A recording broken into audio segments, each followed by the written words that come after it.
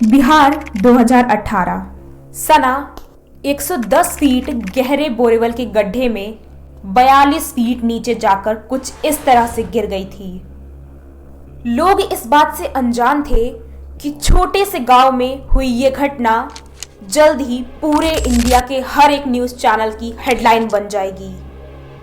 2018 31 जुलाई बिहार से सटे मुंगेर जिले के मुर्गी आंचक गांव में एक ऐसी घटना घटी जिसने कि गांव वालों के साथ साथ SDRF, NDRF, local police, even Indian army और बिहार के सीएम नीतीश कुमार को सोचने पर मजबूर कर दिया।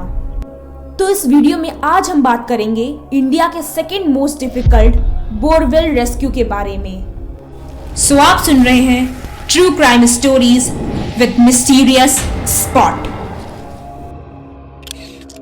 सना 110 फीट गहरे बोरवेल के गड्ढे में 42 फीट नीचे जाकर कुछ इस तरह से गिर गई थी, जो कि बहुत भयानक और दर्दनाक था।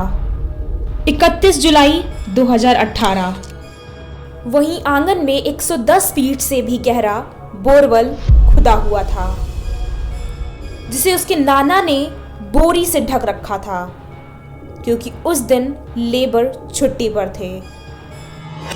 सना खेलते खेलते बोरी के ऊपर आ जाती है और सीधा 110 फीट के गहरे बोरवेल में गिर जाती है। सना जोर जोर से रोने लगती है, जिसकी आवाज़ सुनकर उसकी माँ बोरवेल के पास दौड़ कर आती है और सना को बोरवेल में गिरा देखकर उसकी चीख निकल जाती है। सना की मम्मी काफ़ी रो रही थी, क्योंकि ऑब्वियसली उनकी 3 साल की छोटी सी बच्ची काफ़ी मुश्किल में थी। सना की मम्मी ने आवाज़ लगाई और फिर गड्ढे से रिस्पॉन्स आया। सना दर्द और डर से रो रही थी। गड्ढे के पास उसके परिवार और गांव वाले जमा हो गए थे और सना के पेरेंट्स को संभालने लगे। सना बोरवेल के गड्ढे में 42 फीट नीचे गिर गई। ये इतनी गहराई है कि इसमें 4 मंजिला घर बन सकता है।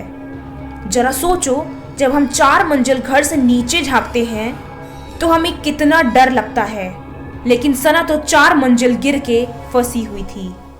अब आप सोच रहे होंगे कि सना जब 4 मंजिल की ऊंचाई जितने बोरवेल के गड्ढे में गिरी तो उसकी मौत कैसे नहीं हुई। इसका रीजन आपको वीडियो में आगे पता चलेगा। धीरे धीरे ये खबर पूरे गांव में फैल गई। कुछ लोगों ने जल्दी से मुंगेर की लोकल पुलिस को कॉल किया और इस इंसिडेंट के बारे में सब कुछ बता दिया।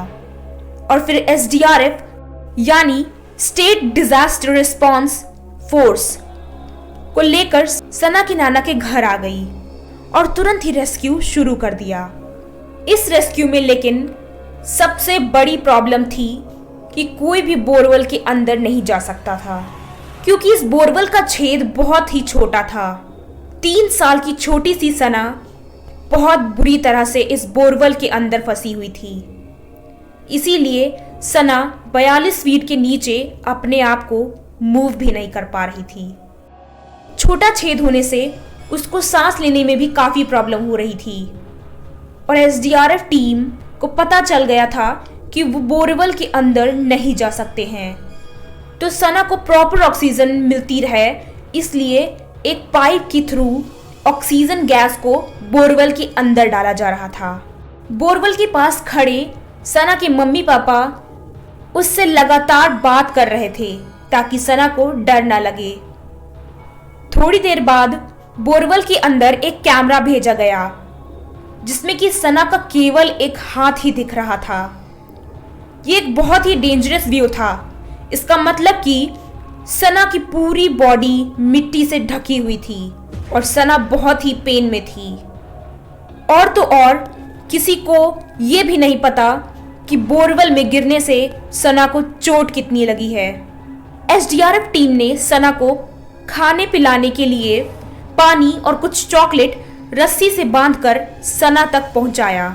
सना ने जैसे तैसे करके पानी तो पी लिया, लेकिन वो चॉकलेट नहीं खा सकी। दोपहर के 3:30 बजे एनडीआरएफ यानी नेशनल डिजास्टर रिस्पांस फोर्स भी इस रेस्क्यू में जुड़ गई। इस रेस्क्यू को काफी टाइम बीत गया।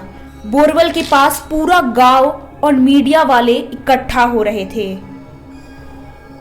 फिर फाइनली एसडीआरएफ और एनडीआरएफ टीम ने प्लान बनाया कि जहां सना फंसी हुई है वो वहां इस तरह एल शेप का 50 फीट का गड्ढा खोदेंगे ताकि सना को कोई प्रॉब्लम ना हो।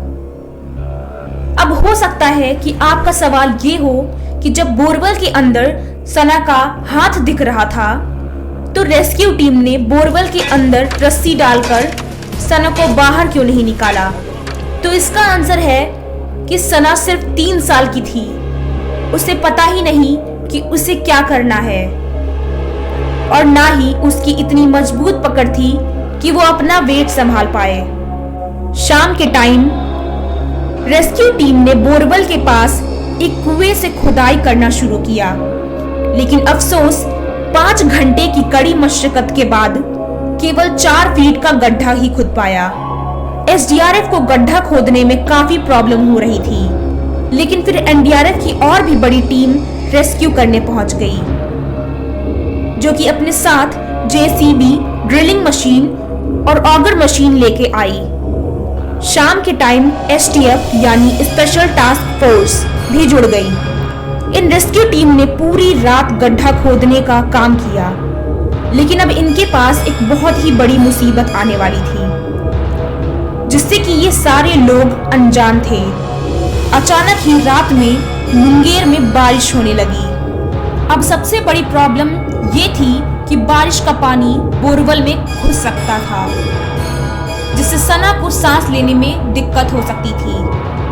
बोरवल के अंदर पानी न जाए इसलिए बोरवल को चारों तरफ से ढक दिया गया और बस ये उम्मीद थी कि बारिश के खत्म होने तक बोरवल में सना को कोई दिक्कत ना हो, क्योंकि अभी तक सना ने कुछ हेल्दी नहीं खाया था, जिससे वो अनकॉन्शियस हो सकती थी।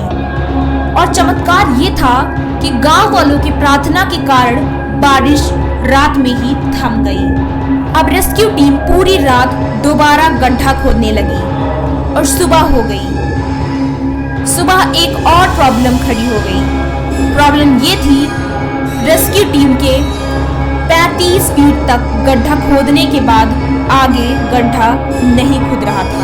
रेस्क्यू टीम ने अंदाजा लगाया कि खुदाई में एक बहुत बड़ा पत्थर फंस रहा होगा, इसलिए रेस्क्यू 2 घंटे के लिए रोक दिया गया।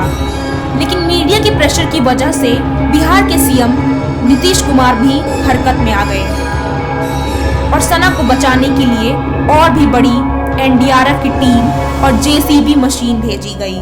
सबने मिलकर लगभग 3 घंटे में ही 40 फीट तक खुदाई कर दी, जो कि अपने आप में ही अचीवमेंट थी। रेस्क्यू टीम ने 50 फीट एल शेप का गड्ढा खोद दिया और अब किसी को अंदर जाकर सना को बाहर लाना था।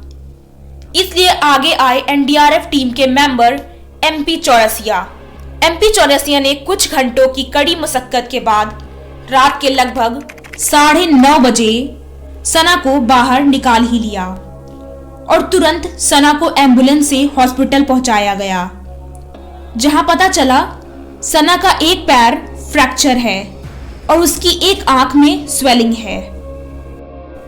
फिर भी सना काफी अच्छे हालात में थी और ये आखिरी केस नहीं, आज भी हर महीने बोरवल में गिरने से बच्चों की मौत हो रही। अभी पिछले हफ्ते ही 2 केस आए हैं, जिसमें एक 5 साल का बच्चा 2 दिन तक 150 फुट गहरे बोरवेल में गिरने से दम तोड़ देता है और दूसरी तरफ 3 साल की बच्ची 700 फीट बोरवेल में 20 घंटों में रेस्क्यू कर ली जाती है। ऐसे केसेस का ये सिलसिला रोकने के लिए अपनों को ये वीडियो जरूर शेयर करें ताकि वो सुरक्षित रहें। ऐसे ही और वीडियोस देखने के लिए हमारे चैनल को सब्सक्राइब करें।